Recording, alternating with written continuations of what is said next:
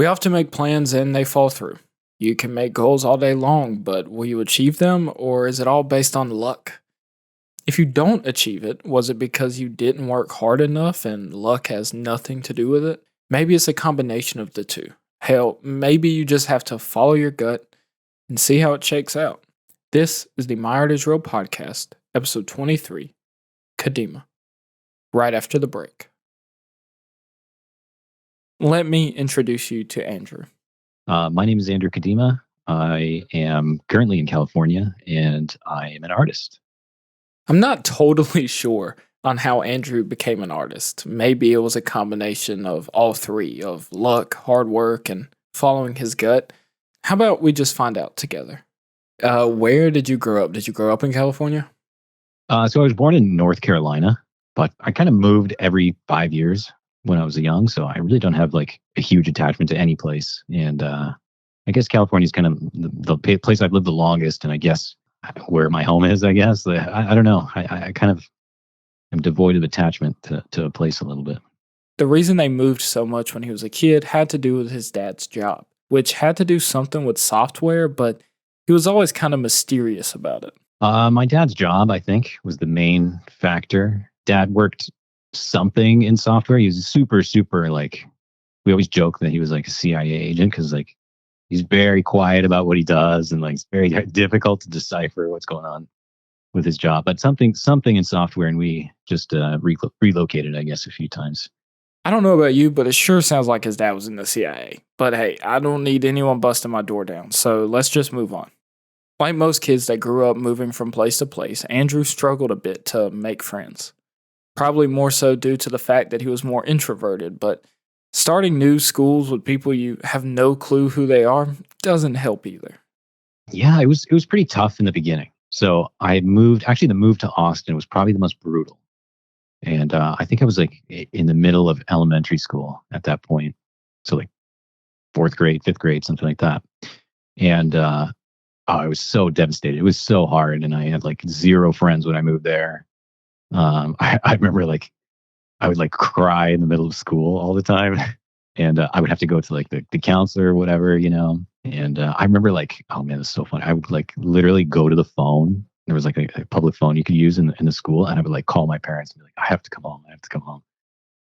It was just so stressful. From then on, even before then, I was kind of like a lonely, not like a sad lonely, but just, I never had like really close friends.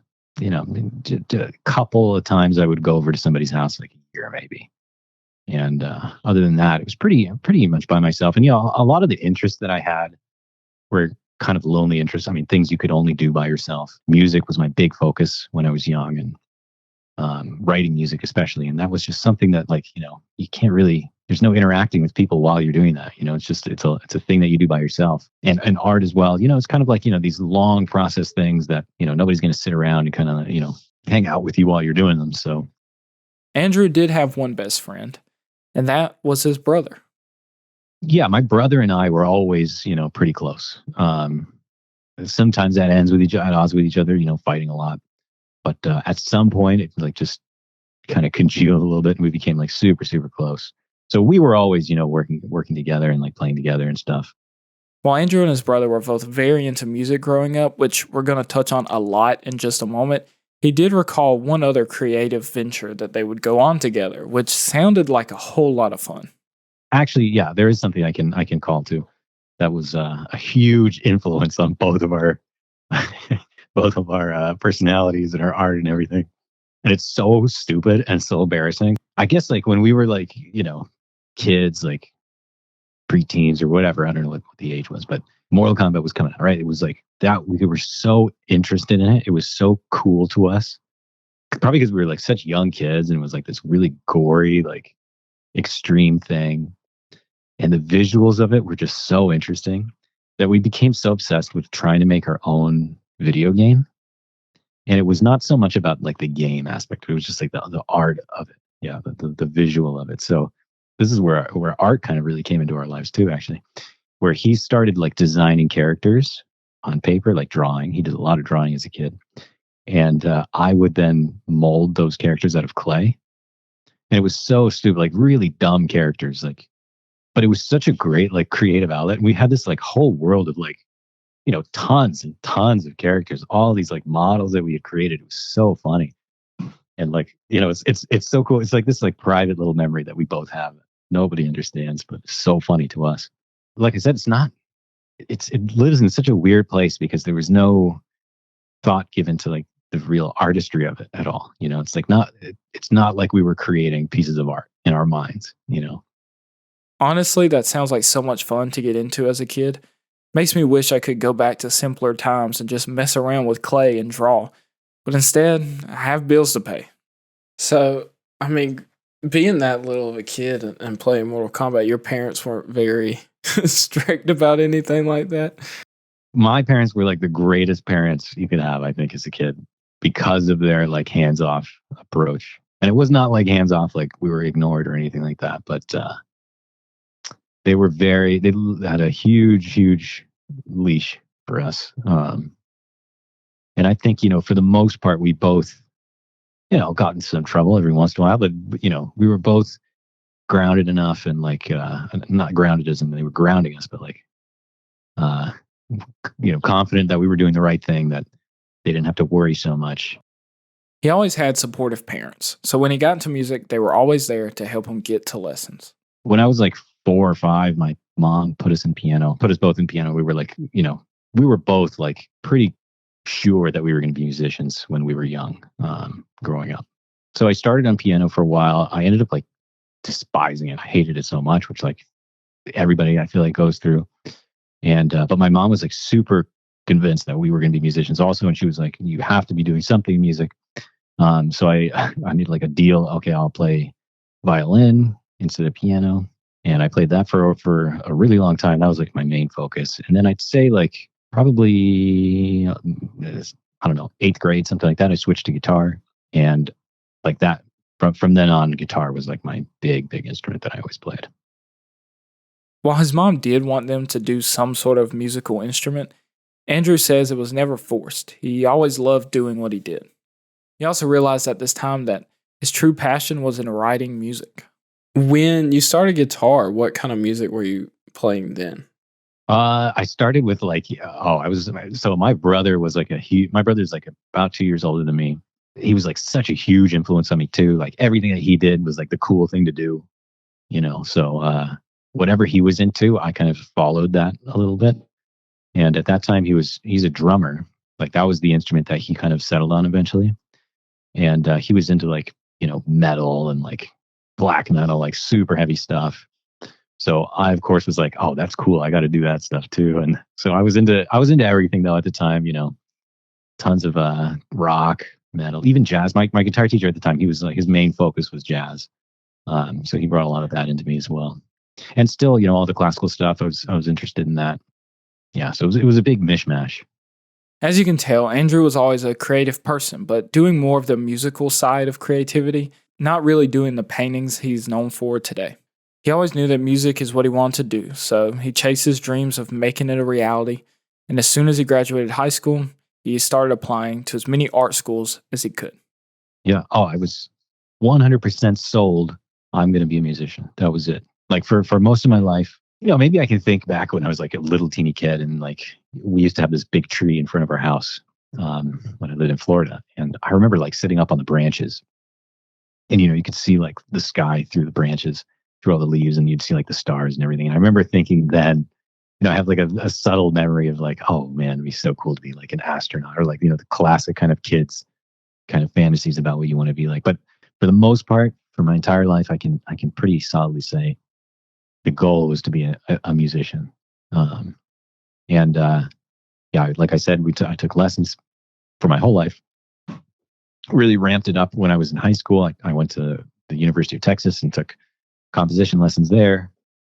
And after high school, or I guess during high school, I applied to like every music school you could possibly think of, and I gave myself no other option. I just applied to music schools. And when Andrew was applying, he was not messing around. He applied with a ridiculous portfolio, which pretty much allowed him to get into any school he wanted. And I had a crazy application, like an insane application. I was such a such a, like a horrible nerd that I was like, I wrote like huge, like orchestral piece, like giant pieces, and like made this huge audition tape playing like a ton of different piano pieces. So it was a pretty like impressive application. It's so interesting that, I'd say the majority of people have no idea as they're entering college. They have no idea what they want to do. And like declaring a major at the beginning is like very rare, I think, or sticking with the major that you start with is pretty rare. And that's always been kind of interesting to me because like it's the total opposite from where I was, where, I had no option, I was going to do this thing and that's it. Um, and there it's like so interesting because the academics are so important and you get so stressed out because like, your grades have to be a certain way. You have to perform a certain way on tests. And for me, the application was literally just, oh, this is me showcasing exactly what I want to do. I don't know, it's so easy, so effortless, so stress free in a way. But then I ended up going to, I took a tour around all the schools to try and decide which one I wanted to go to. And the Conservatory of Music here in San Francisco, like, gave me the best pitch, and I ended up going here. After getting his master's, it was time for him to leave school and get to work. He did what most people do with a master's in arts, and he went into teaching. So I got my degrees, graduated bachelor's of music, was doing stuff, writing music for people, doing things. And I graduated and I was like, okay, what am I going to do? kind of thing. So and it was not, it was not like I was like totally like blindsided by, having nothing to do or anything like that. Like it was pretty much always a foregone conclusion that I was going to continue education. Like, it's kind of the thing that you do in that world. So I went to re-enrolled for a master's degree. And then after that, it was like, man, it's crazy. How do you, what do you do? And I mean, I had, honestly, comparatively to other people, I had pretty good success, writing music, having stuff played, doing a lot of teaching though. That's when I sort of really started teaching. And, for any artistic pursuit, any creative pursuit, I think the reality is the majority of your initial income is always going to be related in some way to teaching. Like it's just so hard to make a living without that. During those years after college, Andrew picked up the hobby of painting. For him, it was a way to relax and de stress, because while he loved music, it was his job. And do you know what pulled you to painting? I don't know what pulled me to painting exactly, but it was just interesting, fun. It was just one thing, and it could have been anything. Honestly, I don't know. Yeah, the stress thing and the relaxation thing. Oh, it is 100% that for me. Like the most relaxed that I feel, the most comfortable I feel at any given day is while I'm painting. I'd say it's super meditative for me in a way, where like literally 8 hours can go by and I don't even realize that it's 8 hours. Like I look up at the window and I see the sun is rising and I have like a heart attack a little bit. but yeah, it's super, super relaxing. It's a great, great de-stressor for me, for sure. But I know that you did some art stuff here and there growing up, but do you remember when you actually started to paint? I don't think I painted at all through college, if I remember correctly. Yeah, I don't know. I really don't know. And like I said, I remember making like maybe a total of 10 paintings or something through my whole life up until high school. And all of them were awful, horrible, terrible, bad, disgusting. It was hard for Andrew to pinpoint the exact time that he picked up painting as his new hobby. But after I scrolled all the way down to the bottom of his Instagram, I see that the first post was in 2017. But the work was really good, so it had to have been even earlier than that. So when do you remember picking it up kind of more seriously and kind of learning?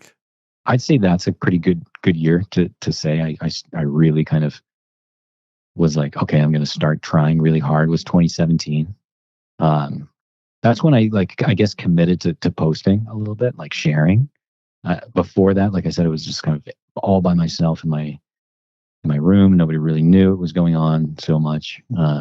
Maybe like, a year or 2 years before that, I was like when I really first started trying, like pulled out some paints that I had. My mom was always like a sort of not craft, I guess she's more than that, but a copyist, I guess is a good way to describe it. Like she would always copy like old artworks just to like for decoration purposes in her house, Um, So she was always kind of in that zone, and it's probably why I was painting when I was like a little kid, why it was like at all interesting to me. So I had some of those paints left over with me, and I just busted them out. Maybe I went and I bought some. I really can't remember. And I just tried, and it was kind of like, I don't know, I may have said this before, but it's like for me, like the valuable thing in it is figuring it out, solving the puzzle in a way is like the most interesting thing about it for me. And once I start something like that, I get really obsessed with it, and I can't stop doing it. Yeah, it just became this like question equation that I had to kind of solve. You would think that music and painting would be in some way connected for Andrew, but he says that's not the case at all. It's actually the opposite. Oh, it's totally different. It lives in completely different worlds in my mind. And a lot of people will like bring it up, because I guess they're both art forms, and a lot of people would think that, oh, they must be correlated in some way, or they feed into each other in some way. But the process of creation is so different, and the mentality that you're in while you're creating is so different. Where like just because of the art form, right? Like when you're thinking about music, there's a time element that's so important to it that doesn't exist with art. When you're writing a piece of music, you're considering somebody committing 10 minutes of their life sitting there and paying attention to it. Whereas when you're painting something, I don't know, you're not thinking so much about the end result of the painting. I mean, sometimes you are, I suppose. And even at the end of the painting, you're not thinking like, oh, this person's going to spend 10 minutes looking at my painting. They're going to spend 5 seconds at it of it. Even if they go to a museum, what are the odds somebody's going to spend 10 minutes observing a painting? Pretty low. So there's a huge difference there in like what you're asking of the audience. With Andrew, music is so much more than getting his feelings out. It's also about the connection to the audience and how others will connect to the work. And while when it comes to painting, some artists might be more concerned with that, for Andrew, he's more interested in the process and the flow of painting versus what it will be in the end.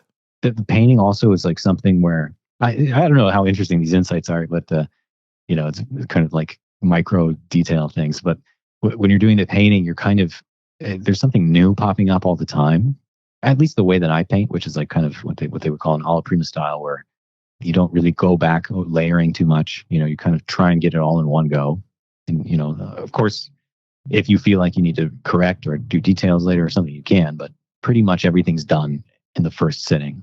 But music is so different. Like writing a piece of music, I'm talking about like let's say like a piece for like a medium sized ensemble where there's like I don't know 12 instruments at least. Let's say something like that. The detail of that is like so crazy, where you're considering every kind of little note that's going in, and you know it's so difficult to describe how that process goes because you're literally listening to the piece like over and over and over again, thousands and thousands and thousands of times in your head. It's just different from feeling like the painting is all happening in one instance there. I don't think about them in the same way, I guess is my answer. So while he was working teaching music, life threw him a curveball. Like a lot of people, the pandemic made his teaching career business much less lucrative, as it was just too hard to get kids to sit still and pay attention on a Zoom class. So with all the free time that he had to put it into something, and that something was painting. And then I don't know. After a while, I was, doing okay, I guess. Had a pretty good teaching business going on, and I think it was probably around the quarantine where I really started to focus on painting, just because it became very, very difficult to teach at that point. There were like a few instances where I was doing Zoom lessons and things like that, but it's very hard to teach something physical when you're not physically there, like playing piano. So a lot of students were dropping out just because it was like, and a lot of kids, for instance, you can't teach a young kid over Zoom. It's just impossible. One-on-one like that just does not work. And, if you have to show them something tactically, it also doesn't work. It's so hard to like explain things to a child sometimes that way. So a lot of them just dropped off. And I had a lot of extra free time on my hands. So I just ended up painting a lot, almost every day. And so when you started to paint all the time, how were you focused on improving your craft and learning? That's the worst answer. I can give you the worst answer If it hasn't been boring up until now, this is going to make it boring because I literally just like practiced. That was it. I didn't follow anything. I didn't have any books. No videos really. There was one I can like think of maybe, and it was not even an instructional video necessarily. It was just a video of watching somebody paint. But yeah, it was more just like, and it was that's how I was like. I don't know. I like the process of like figuring something out, and kind of learning is so interesting to me that it was never like I don't know. I never felt like I was getting trapped because I wasn't so worried about what it looked like. Like I think, when you're starting out painting, you can get so caught up in like, oh, it looks awful. I'm doing terrible. And for me, the mentality that you should have rather is like, okay, this looks awful and terrible, but what about it looks awful and terrible? And, the next time you go through it, you can make those corrections or try and make those corrections and, see how you can improve. And for me, that was like enough to like sustain me in learning. And I could keep going and I kept painting every day and working on it and just getting better. And I think, being hypercritical of yourself, being aware that you're awful is a positive in that time period, in that moment. It was probably a while actually. Like I can remember a few paintings when I was first starting, and they really were terrible. Like they were not good, objectively not good. And for being an adult, it was embarrassing.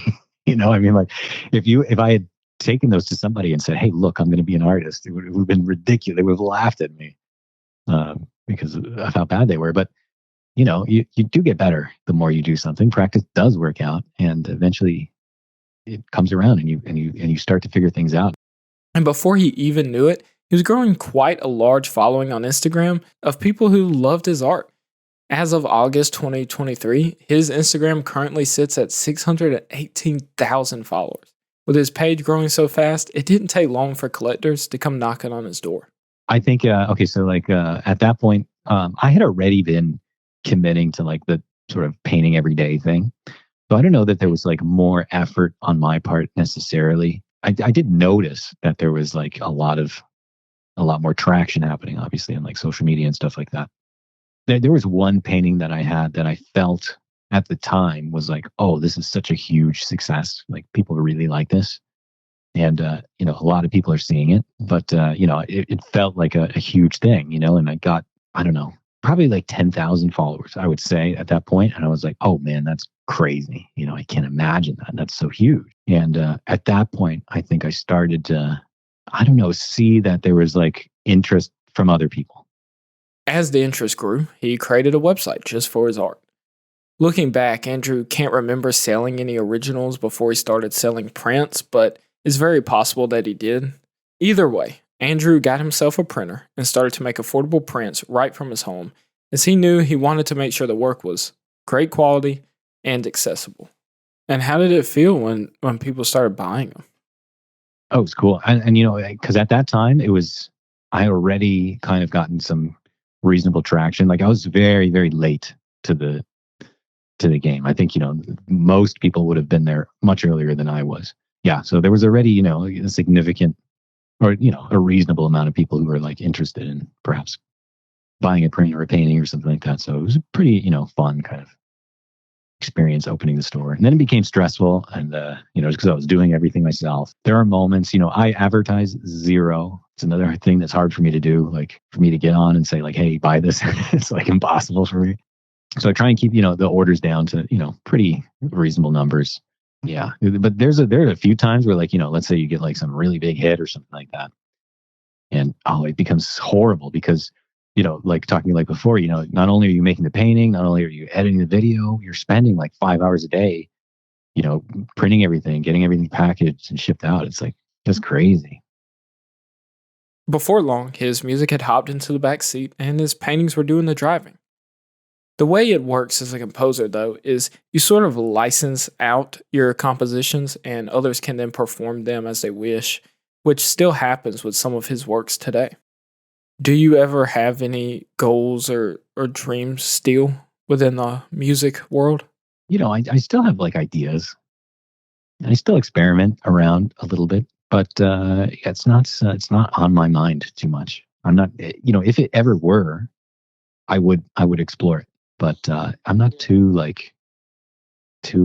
bent out of shape thinking I need to, act on being a musician right now or a composer. And there are still performances that happen every once in a while of my pieces. Um, that's sort of like an advantage of being a composer where you don't need to do anything. They already exist and people will kind of get them when they want. So where exactly do you list these compositions? Do you have like a website for them or anything?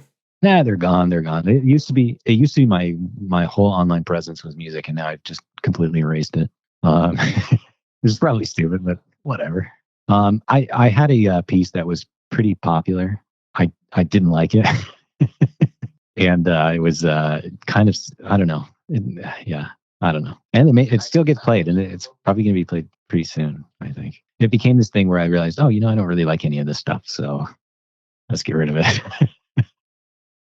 I think if it's one thing that we've learned so far in 23 episodes of this podcast is the fact that we really have no idea where life will take us. There's that one saying, man plans, God laughs. Not only does life throw us curveballs, but we at any moment can find some new interest or ambition that will take us off in the opposite direction. Andrew still teaches music to a few students as he's had them as students for so long that he can't just drop them at this point. But Andrew is firmly set on his painting career. So now that we've heard Andrew's story, I think it's safe to say that his success is due to a mix of a couple factors. 1 is luck, 2 is hard work, and 3 is following your gut, doing what you feel is important. What's your goal in life now? I don't really know. I don't. I'm not sure. I think too much.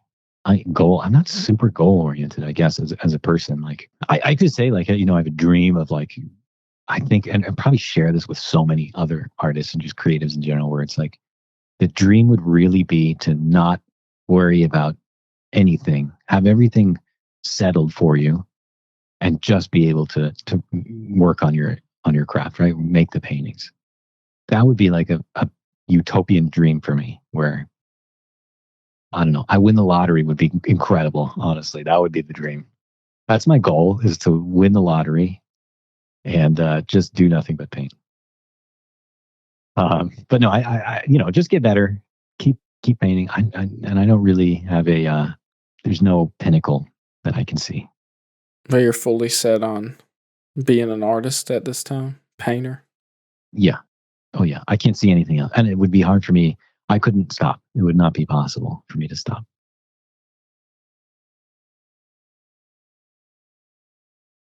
Thank you for finishing yet another episode. If you enjoyed this podcast at all, please go and rate us or review us on Apple Podcasts and Spotify, and tell all your friends and family about the show. If you want extra bonus episodes each month, go on over to Patreon at patreon.com/myartisreal and sign up for only $3 a month. Thank you so much for listening, and I will see you in the next episode.